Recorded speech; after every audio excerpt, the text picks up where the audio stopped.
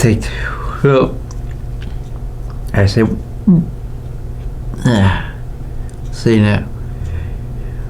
I say 3 is a Congress, and my God, this Congress, for all the years, Britain take our tax rate and all that. My God, what are you waiting for?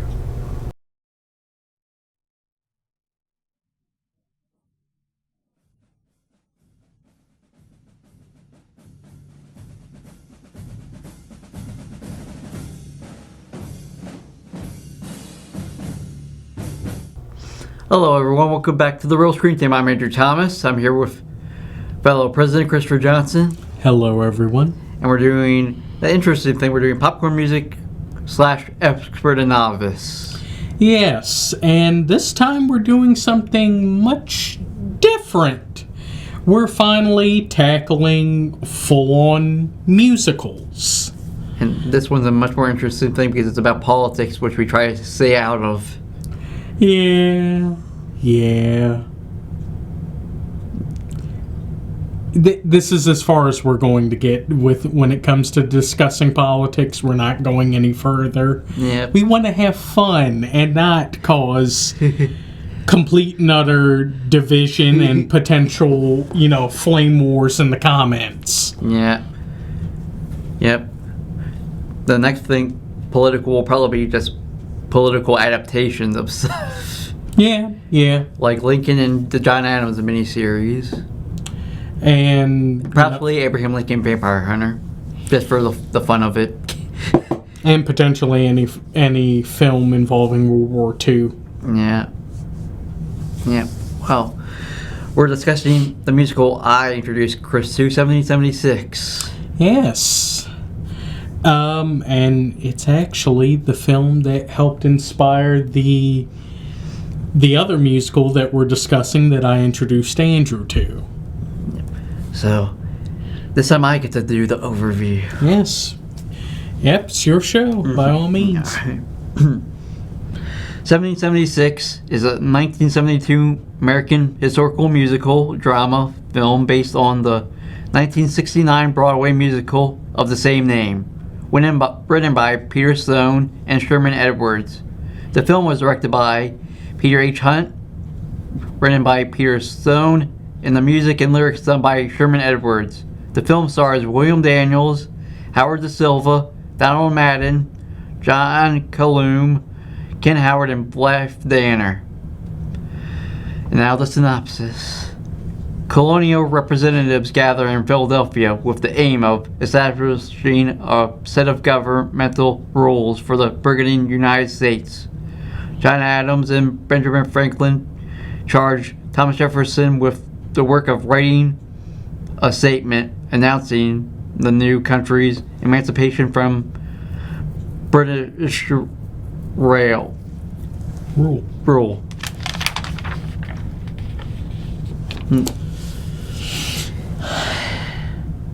It was really good. Yeah, it actually was good. When was the first time you saw this film? I say a couple of years ago, probably during the pandemic. Oh, really? Yeah, huh. I heard of it. I saw the VHS of it. Didn't quite understand what it was, really. But I watched it on Turner Classic Movies.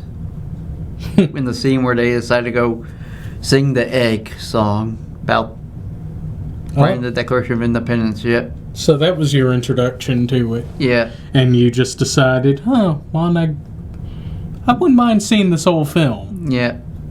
Yeah, I think I basically rewatched the theatrical cut on Turner Classic Movies because that's the only cut they show. Remember, it's Turner Classic Movies. They show movies with commercial breaks. So usually they don't. Sometimes they do. Not really. Or is that more AMC? That's more AMC. Turner Classic Movies, they only do commercial breaks after the movie's all the way done. True. Yeah. Well, at least they have the courtesy of that. Yeah. Unlike AMC. Yeah. But this, I learned about some of the history of it. got a couple of Tony Awards, like Best Musical, Best Performance by an actor in a musical. One by Ron Howgate with William Daniels. Well, William Daniels being nominated, but he felt as though he shouldn't have been nominated for that. Yeah. And Best Direction for a Musical, one by Peter Hunt, who also directed this movie. So yeah, we're dealing with a top tier musical. Mm-hmm. Though for some reason I feel like it doesn't get enough respect. Yeah. Compared to a lot of other musicals. Yeah. But let's talk about the cast. Yeah. Starting with John Adams himself, William Daniels. And of course, those that are cultured, you may know him as America's favorite teacher. Well, why don't we let Eric say it? Yeah, Mr. Feeney. Although people in our older generation might know him as Kit from Knight Rider. He was the voice of the car. Yes. And the doctor from St. Elsewhere. Dang, he was in that too? Yeah. Both at the same time. Dang, he was getting major money. Yeah. Yep. But yet, man is also an accomplished theater actor. Yep. So, yeah, we get to see him play John Adams in a much more sympathetic light. Which, yes, because I think a lot of people had a much more negative opinion of him because of everything he did as president. Yeah. And plus, also, this is an amalgamation of Adams, because it's not just John Adams that he's portraying. He has a lot of the actions, style of dress, and also temperament of Samuel Adams. Yeah. Like fighting against slavery, that's all Samuel Adams. Yeah, and also being willing to throw hands with people in the middle of Congress. Yeah. Yeah, Samuel Adams, he was part of the Sons of Liberty. They were the guys that would literally tar and feather people. Yeah. He was about that action. Yep. Even though he does really get a mention in the earlier, which is weird. Yeah, and they almost wrote themselves in a corner there. Yeah. You know, because William Daniels is playing both Adams. Yeah. Yep, and he mainly mentions him being obnoxious and disliked, which technically happens in his later career with political. Yeah. Aspect. Which John Adams himself admitted. Yeah. Some people thought that he was like that during the Continental Congress, but not really. He was actually much more liked. Yeah. He did have some arguments, but other than that, usual. Well, what would you expect with all of these individuals in one room? Yep. He thought highly of some people and not so highly of others. Well, as you do. Yep. But this was the first real portrayal up until the Paul Giamatti version in the John Adams miniseries. Sure. Where we get a sympathetic version. Yeah. And I actually liked William Daniels' performance. Yeah. He did a fantastic job, and plus, I did not know the man could sing. Neither did I. Yeah. Yeah, William Daniels did a fantastic job this whole movie. Yeah, mainly him and his story with his wife, which is mainly from the real life letters that they put in song lyrics. Yes. Actually using primary sources. Yep. And using those, even though they look like they're together, they're still far apart. I guess it was kind of a representation of how they feel with their correspondence. Yeah, and John Adams does have a gloomy day when they fight over about all the changes that need to be made for the Declaration of Independence. Yeah. There, that he had to, they was trying to fight to keep it all alive while everyone else was giving up, and he almost gave up until he got the letter from his wife that brought him back. Hey, sometimes you need, someone as a good pick-me-up so you don't lose sight of what you're trying to do. Yep, and they do focus more of his relationship with him, and let's go talk about Benjamin Franklin himself, Howard Da Silva. One of the best parts of the whole film, right next to William Daniels. Yep, he plays much more humorous Benjamin Franklin, although he does play. He's much more accurate, Benjamin Franklin, because Benjamin Franklin was the ladies' man, literally, during the time. And plus, he was a much more jovial and kind of, funny guy, despite the fact of him also being very intelligent. Yeah, and very horny at times. Anytime he saw a beautiful woman. And also having the gout. Yeah. Yeah, along with him and his son, him disowning his son when he hears his son get captured by the army. He's like, "What son? I don't have a son." And wasn't that mainly because they were at odds over, Ben wanting to establish a new nation while his son wanted to keep loyalty to, Great Britain? Yeah. Yep, and they never reconciled? That's right. Oh my God. Yeah. That's terrible. Yeah. That sucks. But he's usually the guy who gets in other people's ear convincingly that Adams can't. Yeah, because Franklin is much more liked. Yep. Yep, he goes, convinces Richard Lee to go convince Virginia to go accept discussing independence.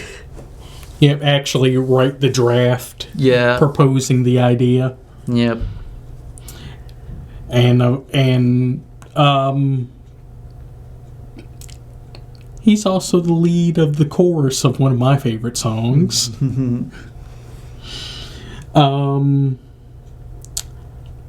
I really liked this interpretation. It was very loyal to what we know a lot about Benjamin Franklin. Yeah.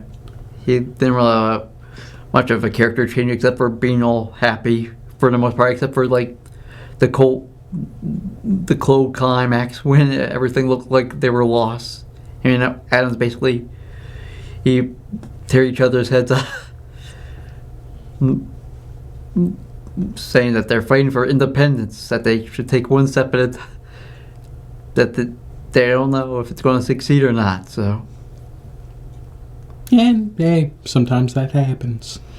But now we get to talk about the quote villains of the piece. One you could really put heavy, on that. The other one, I could say, Yeah. Well, first, John Dickinson himself, from Pennsylvania, played by Donald Madden. He didn't play the role in the actual musical, the original play. Oh. Yeah. Oh yeah. Just like Rent, they do use most of the original actors from the actual Broadway play in this, except for 4, and Donald Madden's one of them.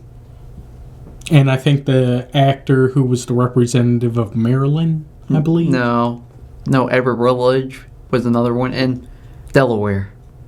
Oh, okay. Yep. And of course Martha Jefferson. Those were the 4. Okay. Yeah, but Donald Madden plays a very cold Dickinson who laughs at Adams like for independence. Which really isn't necessarily what Dickens himself was like. Yeah, he was a Quaker, so he was against the war itself. Yeah, he had no problems with the idea of them, having independence. It was just the whole fact of having to fight for it. Yep. Along with his Quaker beliefs, and he also he first threw out the olive branch first. It was his decision to do the olive branch to try to reconcile before war spread out unsuccessfully. Yeah. But here he's a cold villain who wants nothing more than to have John Adams fail at independence. Yeah, because this version of Dickens, he sees this whole act of independence as treason. Mm-hmm. That he literally fights Adams. A Quaker who fights Adams. Which... Did you all forget what this man's whole beliefs were? Yeah, I'm pretty sure they did. I mean, last I checked, Quakers do not throw hands. Yeah. That's the whole reason he didn't want independence. Although he did join the Continental Army in real life. Reluctantly? Yeah. Or begrudgingly? Probably begrudgingly. I mean, well, yeah. Yeah. So that was... So as much as he didn't want to, he joined the army, and he did sign the Constitution in real life. Just not the Independence, Declaration of Independence, but he did sign for the Constitution. Hey. At least he agreed on something. Yeah. But here he's the guy who's always laughing until his other delegates from Pennsylvania turn against him. And they really decided to make him more of the villain just so they could have a good, antagonist for our protagonist. Yeah. Even though he wasn't really that in the original, history. Yeah. But another guy who is debatable in the history, Edward Rutledge, played by John Coloom, who also didn't play him in the original play. And remember that song, yeah? I hate that guy. Yeah. Fantastic actor, fantastic performance, but you'll understand why I have such visceral feelings. We'll discuss it later. Yeah. Yeah, but he's the other one. And he was the youngest congressman. I know, which is weird. Yep. Although he was played by a 44-year-old in this. Well, hey, that's not the weirdest thing. I mean, Hercules Mulligan was much older compared to what they show in Hamilton, so... Yeah. Yeah.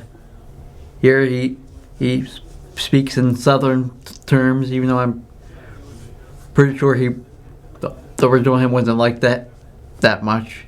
I don't think so. And ironically, he did free slaves before Jefferson in the real historical thing. So why they make him the guy that is so hung up on not abolishing slavery in the Declaration? I have no idea. The only thing he was against color-wise was black Americans fighting in the war in the army. Oh, so he was against. Yeah. Well, it wasn't necessarily integration yet. Yeah, so he was against that, but he still freed his slaves before Jefferson ever did. So yeah, he's the second villain of the piece. Which, based on the narrative in the film, it's very understandable. But historically, I don't see it like that with him. Yeah. Yep. Yes, sometimes you got to take liberties if you want to tell a compelling story. Yep. And he did sign the Declaration of Independence in this one reluctantly, although he probably did freely in the original context. Yeah. After they got rid of the slavery clause. Yeah. Because they had to make drama. True. And now we get to Thomas Jefferson. Number 3, played by Ken Howard, who also reprised the role in another musical, which flopped. Yeah. Huh. Yeah. I thought he did a good job as Thomas Jefferson. You don't really get to know much about him. He's mainly quiet like the real Jefferson was. Yeah.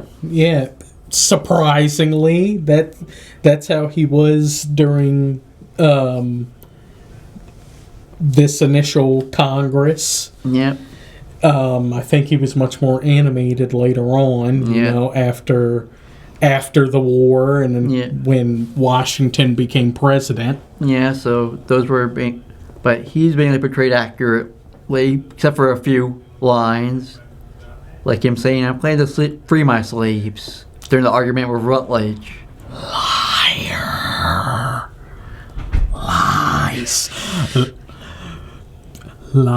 In the words of Frau Forbissner, lies are lies! Yeah. Yeah, but they also play him reluctantly when they signed to write the Declaration of Independence. Even though he most likely did it willingly in the historical accurate.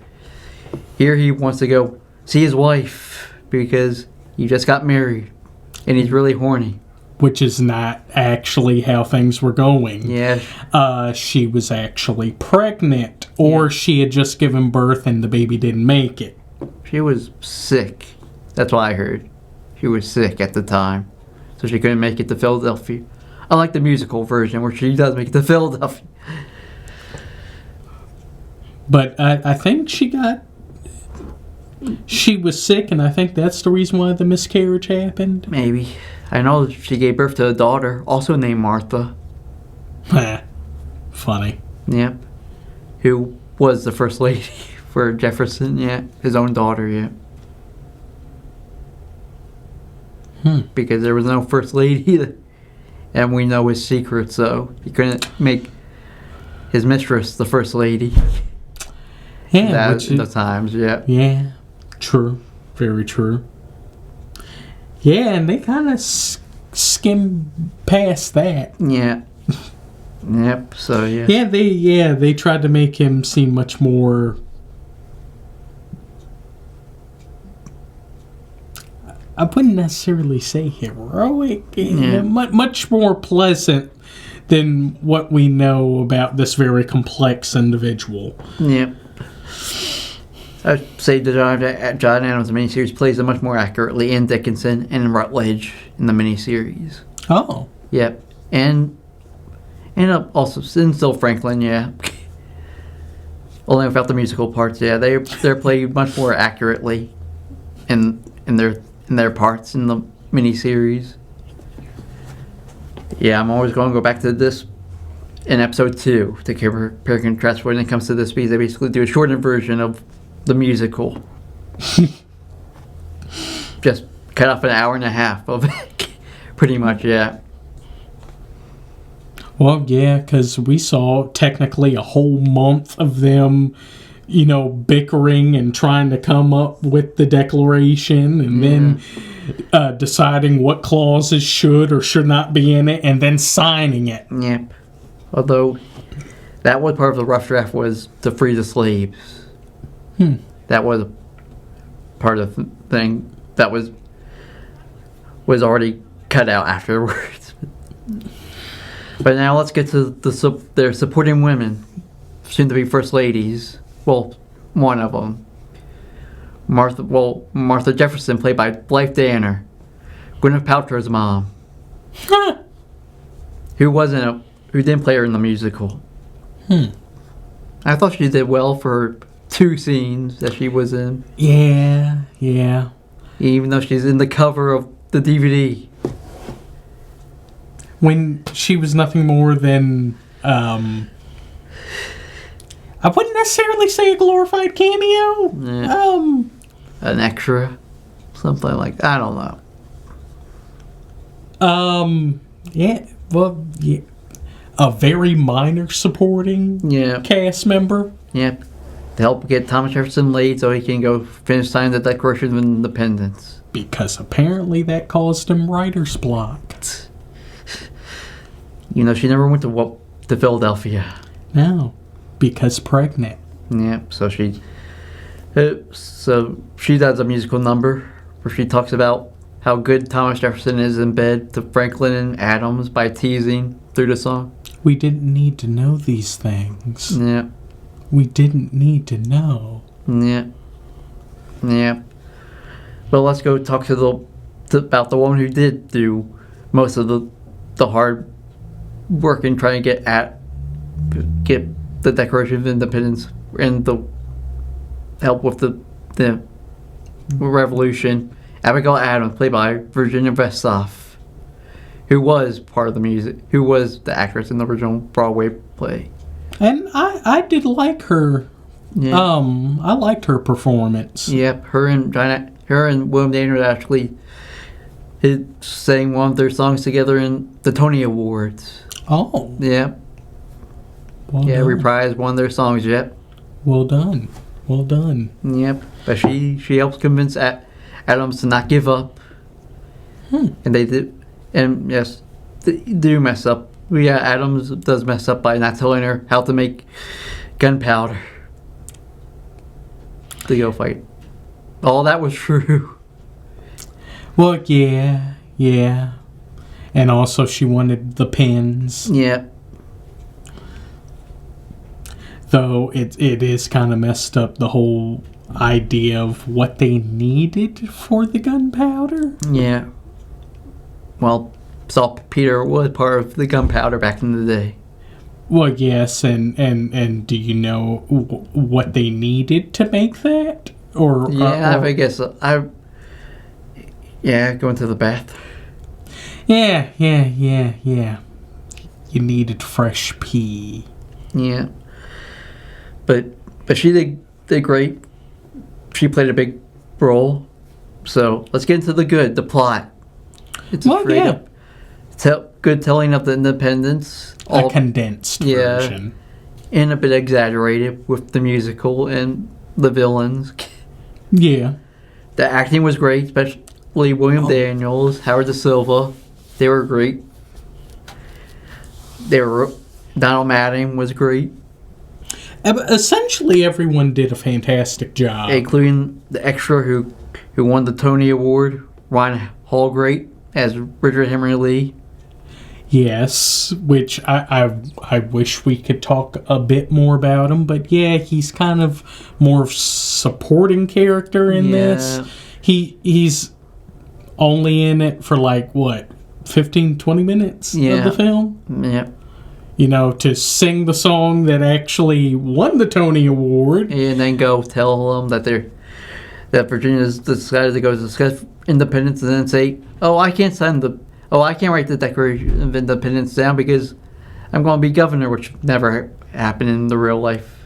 Richard Henry Lee. No, his dad was. Yeah, so they just needed a way to get him out of the way so they could go back and forth between trying to decide who was going to sign the Declaration of Independence between which in the historical accuracy they already decided it was already going to be Jefferson, so they didn't really need that conflict except to keep the musical going. And also, they decided to make him a bit more, a buffoon. Yeah. With him always finding a way to put Lee at the end of some of the words that he would say. Yeah. Because, tell you the truth, Richard Henry Lee was very intelligent. Yep. And much more aristocratic. Yep. Somehow, and a guy that Adams actually liked and respect. Unlike this version where he couldn't stand them. Yeah, because he's acting like a jovial Southern guy. Yep. The songs, like we said, the Leaves of Old Virginia, which they play in the opening credits in the director's cut. Which is a fantastic song. Yeah. Very fun. Yeah. And that he sings again in the actual thing, which won a Tony. Of course, my favorite's The Egg, where they sing about doing the Declaration of Independence. While my favorite is But Mr. Adams. which is essentially, the song where they're trying to figure out who should write the Declaration, because of course no one's going to listen to the whole idea if John Adams writes it. Yep. And then my least favorite would be Cool Considerate Men, because they may go forward to the political thing between the right and the left, which didn't exist yet. That even Nixon made them to made the producer Jack Warner cut it out, although he also wanted it to destroy the footage. They didn't even play it. They didn't even, and in the original, when they went to go to the White House they actually performed this musical in the White House with Nixon. They just didn't use that song in there because they know how he would react to it. But they snuck it in the film. Well, the director's cut. After all Nixon was gone. Yeah, because not soon after this, the whole Watergate situation would end up happening. Yeah. And now your least favorite song. Oh, Jesus. My least favorite, Molasses to Rum. Now, okay, don't get me wrong, because a lot of people actually do like this song. Yeah. I mean, it was the singing, very good. Yeah. But the whole context of the song. Yes, while it did do a good thing in also pointing out the hypocrisy of the North, trying to ignore their part in the Atlantic slave trade, the issue I had was essentially Rutledge getting way too into he got way too into it when it came to discussing the things that were happening with the slave trade. Whether it was talking about the auctioning, and then him really getting into all the things that would happen to the to those that were sold into slavery, to the point that it seemed like he was getting aroused. Yeah. From it, which is really messed up. What the heck, man? Yeah, I felt very uncomfortable during this song. I mean, I understand those that may like the song, not so much for its context, but the performance of it, which, yes, the performance was good, but yeah, this was a hard one to get through. I even read that when this was originally performed, a lot of the audience was shocked to the point that you could hear a pin drop during when the song was finished. And even some people that performed it, when they were doing their own plays for this, some of the people that played Rutledge had a rough time performing this song, or it got them very emotional in a negative way after they had to perform this song. Yeah. So yeah, it's a true and heavy topic. I understand, but I mean, yeah, this was a very uncomfortable portion. And I also go to the bad, along with the historical accuracies, because Adams and Franklin didn't really get along all that much in real life. So if they would have they would have just snickered at if they actually were alive to see the musical. The heck are these guys talking about? What? We weren't buddies like this. The only accuracy was Adams and Jefferson's friendship, because they were really friends up until the running for the presidency. where Jefferson turned on him. Yeah. And essentially agreed with everyone else that this man, Washington, he is not. Yeah, of course. Them signing the Declaration of Independence on July 4th didn't really happen. No. It was, the 4th or 5th of the next month? Yeah, but I think they announced it, like, on the 4th. Yeah, they announced and read it on the 4th. Yeah. But they didn't sign it. The signing took much longer. Yeah. It was finally done by, August 4th or August 5th? Yeah. They agreed to it on the 2nd of July, but they didn't read it till 2 days later. So, yeah. So that's basically the thing. Yeah, at least John Adams' miniseries plays that part accurately, where they read to everyone on July 4th the Declaration, yeah. And so, yeah. So let's do our scores. I give this an 8 out of 10. I still really like it, despite what I've said about it's mainly watching close to it, an historical accurate movie, minus the musical stuff, which wasn't really necessary. And I like William Down's performance. Made me like John Adams more until the John Adams miniseries and the book. And you? I give this a 7.5. Mm-hmm. I give it a solid, a solid pass. I mean, it is a good film, though I feel as though part of it did become a bit of a lull when there wasn't actual singing performances. Yeah. And there's a good chunk of the film where there is no music whatsoever. So much debate. Yeah.